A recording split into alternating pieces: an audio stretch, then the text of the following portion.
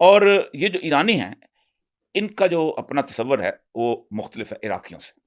ये अपनी सारी की सारी इनका बेस बनता है लेबनान के तशय्युओं के साथ। सही है। दोनों में एक फ़र्क है। जो इराक का शिया है, वो कहता है कि एक अरसे के बाद जब वक़्त आएगा, तो आखिरुज़्ज़मान जो है इमाम मेहदी वो तशरीफ़ लाएँगे, तो वो आके जो चाहेंगे वो करेंगे, तो हमें उस वक़्त तक मामला हुँ, इसीलिए वहाँ जुमा नहीं पढ़ाया जाता, क्योंकि जुमा जो है वो कहते हैं एक इज्तिमाई नमाज़ है और वो जुमा सिर्फ़ और सिर्फ़ इमाम मेहदी पढ़ाएँगे। हुँ, इसी तरह मस्जिद में आप चले जाएँ, तो मस्जिद में मुसल्ले पे इमाम खड़ा नहीं होता, बल्कि अच्छा। सामने मुकब्बर खड़ा होता है, वो अल्लाहु अकबर, समी अल्लाहु लिमन हमिदा, अल्लाहु अकबर कहता है। वो मुसल्ला खाली रखा जाता है कि मसला जो है इमाम मेहदी का है, जब आएँगे, तो हुँ, वो इस पे इमामत करेंगे, इस पे और कोई नहीं बैठ सकता। लेकिन ये जो ईरान का इनकलाब है, जो शियत है, ये उससे मुख्तलिफ है। हुँ, इनका एक तसव्वुर है विलायत फ़क़ीह का। विलायत फ़क़ीह, बिल्कुल। और वे कहते हैं कि जब तक इमाम मेहदी नहीं आता, हमारी ज़िम्मेदारियाँ वो जो मर्जे है, हुँ, उसकी ज़िम्मेदारियाँ ख़त्म नहीं होती। और वो मर्जे जो है, वो इमाम मेहदी के आने की राह हमवार करेगा। क्योंकि इमाम मेहदी ने कल आना है, उस वक़्त के दौर के लोग जानें, मुझे मेरे दौर के बारे में पूछा जाएगा कि तुमने क्या किया? हुँ, और इस तसव्वुर को सबसे मज़बूत किया था, वो किया था डॉक्टर शरीयती ने।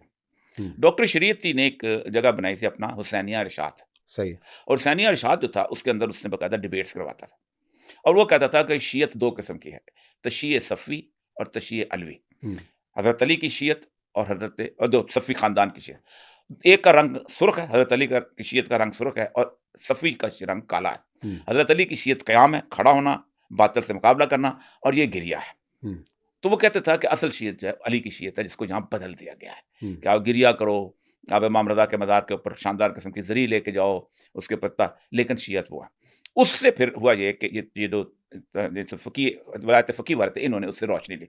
हुँ, दूसरा उनको अल्लामा इक़बाल के अशआर जो थे, उन्होंने बहुत रोशनी थी। इसीलिए आयतुल्लाह ख़ामेनी जो हैं, इनको मैं खुद ज़ाती तौर पे 2 एक दफ़ा मिला, एक दफ़ा मैंने उनकी जब मैं वहाँ ईरान में प्रोग्राम कर रहा किस था, सन में आपकी मुलाकात मैं हुई उनसे 2007 यानी? की बात कर रहा हूँ। 2007 में। अभी वहाँ वो हंगामे नहीं शुरू हुए थे जो आज़ाद ख़याली वाले। हुँ, तो 2007 में वहाँ अल्लामा इक़बाल के ऊपर मैं प्रोग्राम कर रहा था टीवी के। अच्छा। तो जो ईरानी टीवी पे ईरानी टीवी आप पे इल्लामा इक़बाल के प्रोग्राम प्रोग्राम कर रहे हैं करते थे। और उस वक़्त आप किस हैसियत में वहाँ पे तैनात थे? मैं वहाँ कौन-सा पर था, इदारा था? ईसीओ एक 10 मुल्कों की ऑर्गनाइज़ेशन है, जी। उसका मैं डिप्टी सेक्रेटरी जनरल भी था और उनका जो कल्चर सेंटर है, उसका मैं एग्ज़ीक्यूटिव डायरेक्टर था। हुँ, मुअस्ससा उसको कहते हैं, उसका मैं डायरेक्टर जनरल था। लेकिन मैं चूँकि वहाँ पर था, तो मुझे मेरा जो बॉस एक ईरानी था, वो डॉक्टर रजबी, वो हुँ, उनका वज़ीर रहा था। तो उसने मुझे परमिशन दी हुई थी, जब तक तुम यहाँ टीवी पे जो मर्ज़ी बोलो। अच्छा। तो मुझे फुल परमिशन थी, मैं वहाँ बैठ के बोलता था। पाबंदी तो नहीं लगी आप पर वहाँ नहीं, वहाँ पाबंदी पे? लगी थी, लेकिन वहाँ ये था कि मैं वहाँ पर हुआ था, प्रेस टीवी बना था। जी, तो नया-नया प्रेस प्रेस टीवी मैं पहला उसका, क्योंकि प्रेस टीवी के बारे में मैंने ईरानियों से कहता था कि तुम हर ज़ुबान में तुम्हारा है, जिस अमेरिका को गाली देते हो अंग्रेज़ी में, तुम्हारा टीवी क्यों नहीं? हुँ, उन्होंने बनाया। अब चूँकि मैंने उनको आइडिया दिया हुआ था, तो वो कहते हैं पहला तुम होगे। और जिस दिन वो उनके करंट शो था फोर कॉर्नर्स, उसमें तो उस दिन हमारे यहाँ जामिया हफ्सा हो रहा था। अच्छा। तो we were the last person जो ने टीवी जिसने अब्दुल रशीद गाज़ी को लाइन पे लिया था, फिर उसकी बैटरी डैम हो गई। हुँ, तो पहला दिन था प्रेस टीवी का, पूरी दुनिया खोल के बैठी हुई थी। इधर से मुशर्रफ भी खोल के बैठा हुआ था। हुँ। तो उसने 1 बजे सफ़ीर को फ़ोन किया कि उसको वापस भेजो। तो मैं वहाँ से डिपोर्ट हुआ था। पाबंदी तो लग गई ना और ये तो साहब। उधर इधर आके वापस बुला के लगाई थी, वहाँ नहीं लगी थी। अच्छा। तो उस वक़्त उनसे मेरी जो होता है प्रोग्राम, उन्होंने जो उनके कुम से 2 लोगों को लाया था, जो मुझे इंटरव्यू करते थे हुँ, और मैं उसके साथ। तो आयतुल्लाह ख़ामेनी की एक किताब है मशरिक़ का दरख़्शंदा सितारा, अच्छा। वो अल्लामा इक़बाल के ऊपर है। तो वहाँ गुफ्तगू करते-करते इक़बाल के बारे में आयतुल्लाह ख़ामेनी ने कहा कि इक़बाल उन लोगों में से है कि जिन्होंने ईरान का मुहावरा बदला है।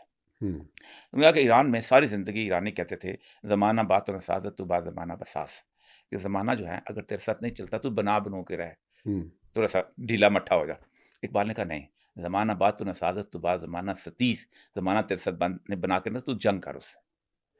तो कहता है फिर वो जंग वाली कैफ़ी, इसीलिए जब शुरू में जुलूस 1978 के 9 अप्रैल को शाह ईरान की तकरीर है। हुँ, और शाह ईरान की तकरीर थी, उसके बारे में कहते हैं 18 उसको इंटेलिजेंस एजेंसीज़ थी दुनिया के, उन्होंने रिपोर्ट दी कि Iran has not yet ripened to this level of revolution. सही। यहाँ रेवोल्यूशन नहीं आ सकता, बहुत बड़ी मिडल क्लास है, यहाँ आ गई है। रोज़ पब्बों में जाते हैं, डांस होते हैं, फलाँ ये होता है, बहुत बड़ी मिडल क्लास आ गई है, तो यहाँ नहीं आ सकता। तो शाह ईरान ने तकरीर की थी।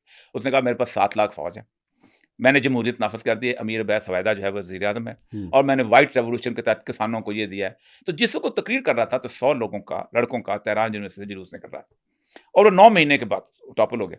तो उस वक़्त ये तीनों पार्टियाँ साथ मिल के ना, हुँ, इनके साथ चल रही थी। आखिर में आयतुल्लाह ख़ुमैनी को 2-3 महीने पहले वो सामने आए हैं। वरना इक़बाल की ये नज़म होती थी, मीर असद मर्दे कि ज़ंजीर ग़ुलामा बिशकनत। हुँ, वो बंदा आ गया है कि जो गुलामों की जंजीरें तोड़ेगा, दीदाम अजरूज ने दीवार ज़िंदान शुमा, मैं उसको तुम्हारी जेल खाने के रोशनदान के अंदर से झांकते हुए देख रहा हूँ। तो ये उनका अच्छा। बड़ा मशहूर शेर था, जिसको फिर आयतुल्लाह ख़ुमैनी की जब तकरीरें आई तो उसके साथ मिला के वो सुनते थे। और फिर उसके बाद आपको पता है वो जैसे उनकी आमद हुई, लेकिन उसके बाद इनकलाब को कंसोलिडेट करना सबसे मुश्किल काम होता है। इनकलाब आ जाता है, लेकिन उसको आगे लेके कंट्रोल जाना करना, कंट्रोल। उसको कायम आप रखना। देखें चीन के अंदर माओ ज़ेडुंग इनकलाब ले आया था, हुँ, लेकिन उसको फिर 8 साल कल्चरल रेवोल्यूशन लाना पड़ा। को 3 करोड़ बंदा मारना पड़ा। हुँ, जो अफ़ीमी थे उनको पकड़ते थे, पकड़ के डाल के उसमें अपना जहाज़ में रखते थे, जहाज़ डुबो देते थे।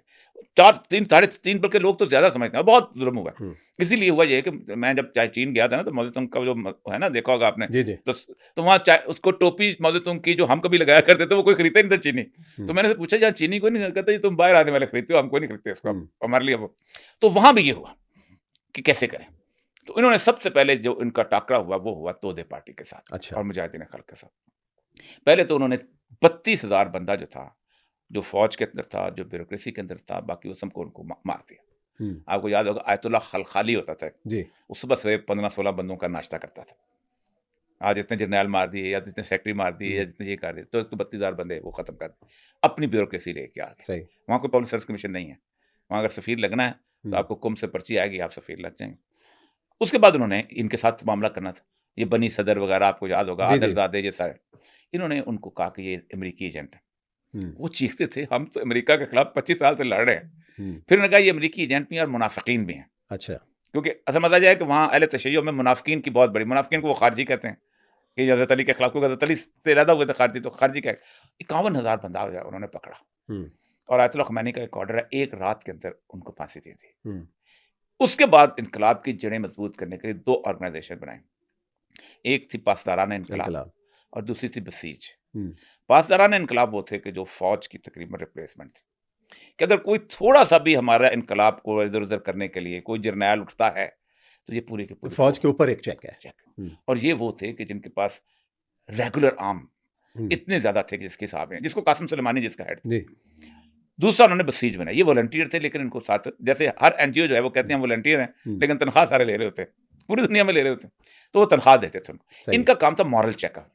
मतलब मेरे घर में डिश लगी हुई थी, हुँ, जो मेरा बंदा जब रिपेयर करने के लिए डिश आता था, वो बाकी खुफिया भी रिपेयर करता रहता था। अच्छा। तो मेरे साथ उसने मुझे रिक्वेस्ट की हुई थी कि जब मुझे पुलिस वाले पकड़ें, तो वो पूछें कि ये अभी आपकी डिश रिपेयर कर दे, तो आप झूठ बोल दीजिए कि मेरी डिश रिपेयर करके गया। अच्छा। तो वो उसका हर तीसरे दिन पुलिस वाला को फ़ोन आता था कि, तो फिर एक दिन मुझे पुलिस वाला आ गया, कहता आपकी डिश रोज़ खराब हुई होती है। मैंने कहा मैं क्या करूँ, ये डिश ईरानी माल है ही ऐसे। हँस पड़ा, कहता मुझे पता है लेकिन हम क्या करें। तो ये मॉरल चेक, हुँ, गाना कहाँ बज रहा है, औरतें जो हैं हिजाब, गश्त होता था हिजाब क्यों नहीं ली हुई, ये इस इन दोनों का इतना कंट्रोल हो गया जिसके हिसाब है। फिर जब ये इराक ईरान वॉर शुरू हुई है, हुँ, उससे इन्होंने और मुतहद कर दिया। उसमें ईरानियन नस्ल जो था ना उसका सामने आया। ये तो हमेशा से नहीं रहा कि ईरान का एक ईरान और प्राइड है कि इराक और जी वो अजम का तो अजम अजम अजम का उसमें था। जो है ना, अजम और अरब का जो था, हुँ, अरब और सदियों पुरानी तारीख़